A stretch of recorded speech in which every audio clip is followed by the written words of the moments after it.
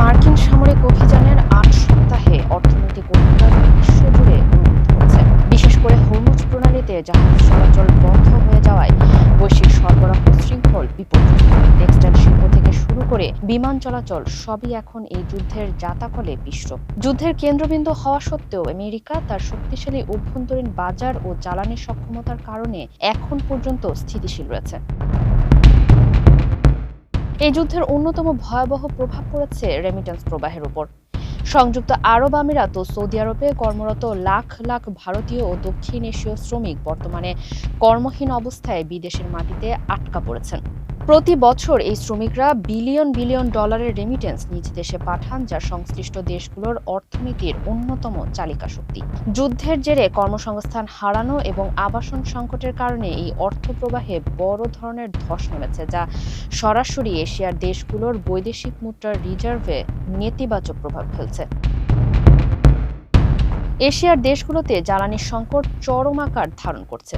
Helium, aluminium ও ন্যাপথার মতো খনিজ পদার্থের তীব্র সংকটে কন্ডম থেকে শুরু করে মাইক্রোচিপ সব ধরনের পণ্যের উৎপাদন ব্যাহত হচ্ছে। জ্বালানির আকাশ ছোঁয়া দাম এবং কমে যাওয়া চাহিদার কারণে ভারতের ইস্পাত কারখানা ও জাপানের গাড়ি নির্মাণ প্রতিষ্ঠানগুলো তাদের উৎপাদন কমিয়ে দিতে বাধ্য হয়েছে। আইএমএফ এর মতে সরবরাহ ব্যবস্থা ভেঙে পড়ায় অনেক দেশে সংকটের প্রকৃত রূপ সবে প্রকাশ পেতে শুরু করেছে।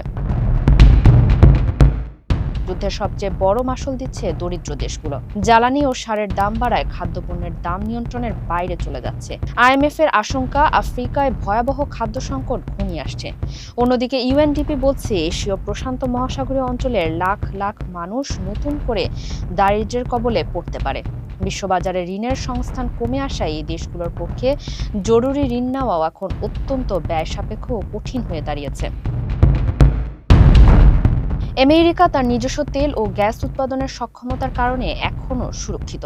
এশিয়ার সরবরাহ ঘাটতি ইউরোপ হয়ে আমেরিকায় পৌঁছাবে সবার শেষে। তবে তেলের দাম ব্যারেল প্রতি $150 ছাড়িয়ে গেলে ওয়াল স্ট্রিটের পূর্বাভাস অনুযায়ী মার্কিনিরাও বড় ধরনের মন্দার মুখে পড়বে।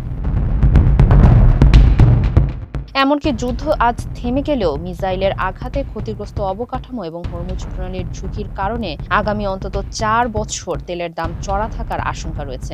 বিশ্ব অর্থনীতি এখন স্টেগফ্লেশন বা দীর্ঘস্থায়ী স্থবিরতার দিকে ধাবিত হচ্ছে। ট্রাম্প প্রশাসনের এই যুদ্ধংদেহী নীতি শুধু ভূরাজনীতি নয়, বরং আগামীর বৈশ্বিক অর্থনৈতিক শৃঙ্খলকেও এক অনিশ্চিত ভবিষ্যতের দিকে ঠেলে দিয়েছে। ফারিহা আহমেদ, মানবকণ্ঠ।